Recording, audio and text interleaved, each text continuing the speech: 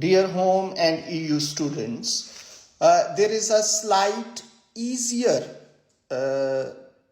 rules for special status groups for home and EU students who are studying in England.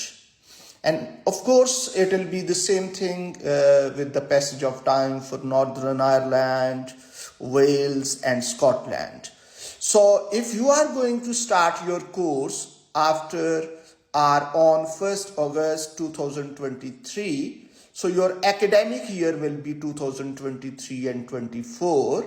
And if you belong to refugees and family, those granted humanitarian protection and family, those who got their leave to remain under 67 leave, persons granted Calais leave to remain, persons granted indefinite leave to remain as a victim of domestic violence or abuse, those with the indefinite leave to remain as bereaved partner, and evacuated or assisted British nationals from Afghanistan.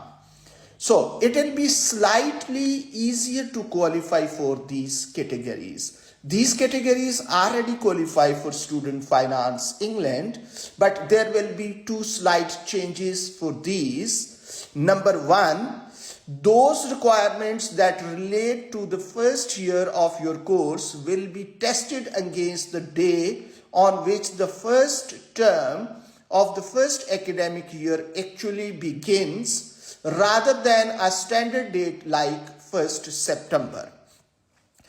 So here it is important to understand that there are three cut dates according to Student Finance England. So let's suppose if you start your course from 1st September till 31st of December, any time. So for other categories, your course commencement date will be considered 1st September. But for these categories which I narrated now, the course commencement date will be the actual course commencement date. Let's suppose if your course starts in October, November or December, so then your course commencement date will be that instead of 1st September. Secondly, where one of the immigration statuses in the list which I just spoke is awarded after the start of a course. Let's suppose your course started in 1st of October, whereas the immigration status is awarded in November. It will not matter whether a student's presence in the UK on the day on which the first term of the first academic year actually began was lawful or not. If your presence was lawful or not. So what happens that these days when you apply for student finance starts asking that how you got indefinite leave to remain, or give us your previous BRP, or try to prove that your previous status since 3 years. But for these categories, there will be nothing like that.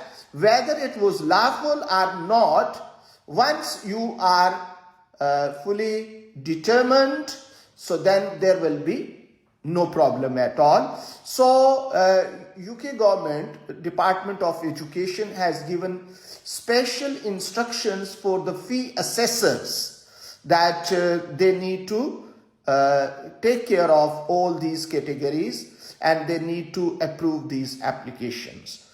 I hope that this will be good news for these categories and they will be able to apply for student finance in these 4 countries in the United Kingdom. Till that moment, may God bless you. Take care. Bye.